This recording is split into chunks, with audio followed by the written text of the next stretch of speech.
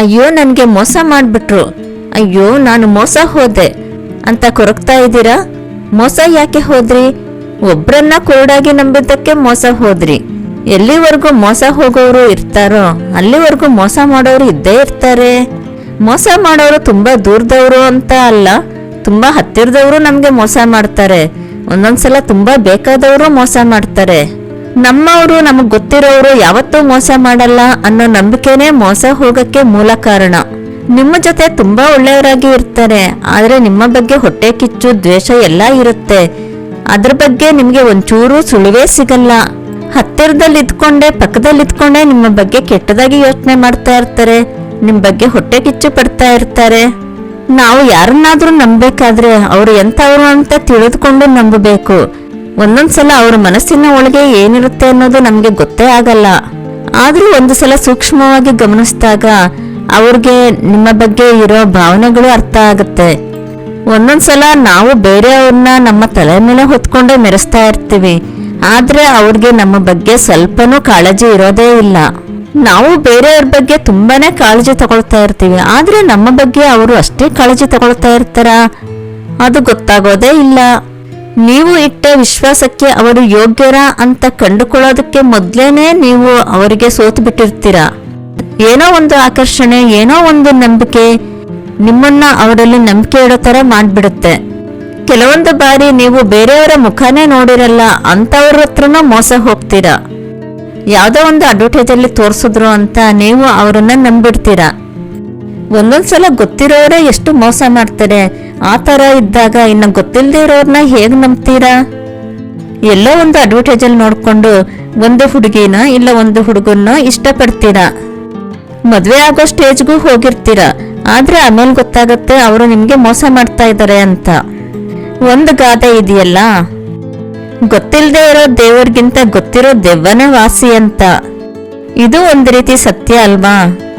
ಯಾಕಂದ್ರೆ ಗೊತ್ತಿರೋ ದೆವ್ವ ಆದ್ರೂನು ನಮ್ಗೆ ಗೊತ್ತಿರುತ್ತೆ ಅದ್ರ ಕೆಪಾಸಿಟಿ ಏನು ಅಂತ, ಅದ್ರ ಬುದ್ಧಿ ಏನು, ವಕ್ರ ಬುದ್ಧಿ ಏನು ಅಂತ.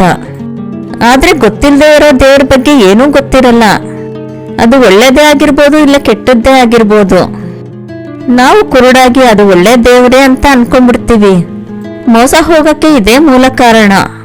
ನೀವು ಅತಿಯಾಗಿ ನಂಬ್ಕೊಂಡವರು ದೂರ ಹೋದ್ರು ಅಂತ ಖಂಡಿತ ಯೋಚನೆ ಮಾಡ್ಬೇಡಿ. ಅವರು ಏನಕ್ಕೆ ದೂರ ಹೋದ್ರು? ಅವ್ರಿಗೆ ನೀವು ಬೇಕಾಗಿಲ್ಲ. ನೀವು ಬೇಕಾಗಿಲ್ಲ ಅಂತ ಅವರು ದೂರ ಹೋದ್ಮೇಲೆ ಅವ್ರ ಬಗ್ಗೆ ಯಾಕೆ ಯೋಚನೆ ಮಾಡ್ತೀರಾ? ಬಿಟ್ಬಿಡಿ ಅವ್ರನ್ನ. ಅವ್ರಿಗೆ ನಿಮ್ಮಲ್ಲಿ ಏನಿಷ್ಟ ಆಗ್ಲಿಲ್ಲ? ನಿಮ್ಮ ಸೌಂದರ್ಯ ಇಷ್ಟ ಆಗ್ಲಿಲ್ವಾ? ನಿಮ್ಮ ಗುಣ ಇಷ್ಟ ಆಗ್ಲಿಲ್ವಾ? ನೀವು ಒಳ್ಳೆ ಕೆಲಸದಲ್ಲಿಲ್ವಾ?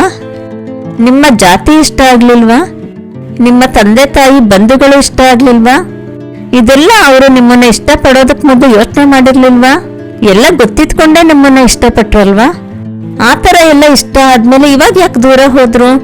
ಅವ್ರು ದೂರ ಹೋದ್ರು ಅಂತ ನೀವು ಖಂಡಿತ ಕೊರಗ್ತಾ ಕುತ್ಕೋಬೇಡಿ. ಇಲ್ಲ ಯಾವುದೇ ಕೆಟ್ಟ ಯೋಚನೆ ಮಾಡೋದಾಗ್ಲಿ ಕೆಟ್ಟ ದಾರಿಯಲ್ಲಿ ಹೋಗೋದಾಗ್ಲಿ ಮಾಡ್ಬೇಡಿ. ಒಂದು ರೀತಿ ಆಗಿದ್ದೆಲ್ಲ ಒಳ್ಳೇದೇ ಆಯ್ತು, ಅವರು ದೂರ ಹೋದ್ರಲ್ಲ ಅಂತ ಬಿಟ್ಬಿಡಿ. ಅವರು ದೂರ ಹೋದ್ರು, ಅವರು ನಿಮ್ಮ ಬಗ್ಗೆ ಯೋಚನೆ ಮಾಡ್ತಾ ಇಲ್ಲ.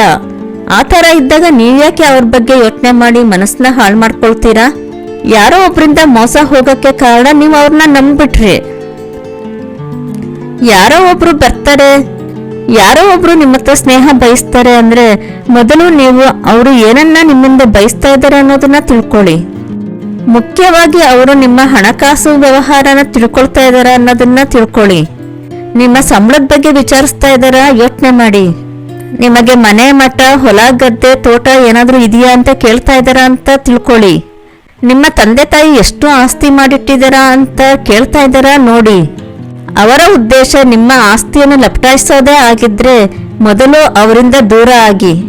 ಪ್ರಾರಂಭದಲ್ಲಿ ಸಣ್ಣ ಪುಟ್ಟ ಹಣಕಾಸು ಸಹಾಯನ ಕೇಳ್ಕೋಬಹುದು, ಬರ್ತಾ ಬರ್ತಾ ಅದೇ ದೊಡ್ಡದಾಗ್ತಾ ಹೋಗುತ್ತೆ. ಯಾವಾಗ ನಿಮ್ಮ ನಂಬಿಕೆ ಪ್ರೀತಿನಲ್ಲಿ ಒಂದು ದುಡ್ಡಿನ ಮಾತು ಬಂತು ಅಂತ ಅಂದ್ರೆ ಅದು ಮೋಸನೇ ಆಗಿರೋದು ಗ್ಯಾರಂಟಿ. ತುಂಬಾ ಮುಂದುವರಿಯಕ್ಕೂ ಮೊದ್ಲೇನೆ ಸ್ವಲ್ಪ ಯೋಚನೆ ಮಾಡಿ. ಅವರೇನಾದ್ರೂ ನಿಮ್ಮನ್ನ ಕೇಳ್ತಾ ಇದ್ದಾರಾ? ಏನ್ ಕೇಳ್ತಾ ಇದ್ದಾರೆ? ಯಾಕೆ ಕೇಳ್ತಾ ಇದ್ದಾರೆ? ಒಂದ್ ಸ್ವಲ್ಪ ಯೋಚನೆ ಮಾಡಿ. ಅವರು ಒಂದು ಮಿತಿಯನ್ನ ಮೀರಿ ಮುಂದುವರಿತಿದ್ದಾರಾ? ಯೋಚಿಸಿ. ಎಷ್ಟೇ ನಂಬಿಕೆ ಇರ್ಲಿ, ಎಷ್ಟೇ ಸ್ನೇಹ ಇರ್ಲಿ, ಒಂದು ಮಿತಿಯಲ್ಲಿ ಇರ್ಲಿ. ಕೆಲವೊಂದು ಬಾರಿ ನಮ್ಮ ತಂದೆ ತಾಯಿಗಳನ್ನೇ ನಂಬೋದಿಲ್ಲ, ಯಾರೋ ಅಪರಿಚಿತರನ್ನ ನಂಬಿಡ್ತೀವಿ. ಯಾಕೆ ನಂಬಿದ್ರಿ?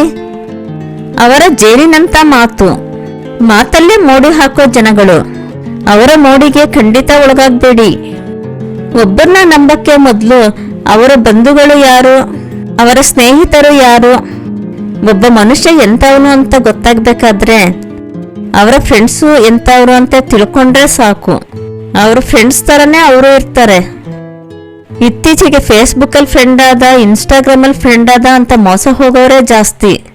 ಯಾರೋ ಒಬ್ರು ಇನ್ಸ್ಟಾಗ್ರಾಮಲ್ಲಿ ಫ್ರೆಂಡ್ ಆದ್ಲು, ಯಾರೋ ಒಬ್ಳು ಫೇಸ್ಬುಕ್ಕಲ್ಲಿ ಫ್ರೆಂಡ್ ಆದ್ಲು, ಯಾರೋ ಒಬ್ಬ ಇನ್ಸ್ಟಾಗ್ರಾಮಲ್ಲಿ ಲೈಕ್ ಕೊಟ್ಟ, ಯಾರೋ ಒಬ್ಬ ಫೇಸ್ಬುಕ್ಕಲ್ಲೇ ಲೈಕ್ ಕೊಟ್ಟ ಅಂತ ಮೋಸ ಹೋಗ್ಬೇಡಿ.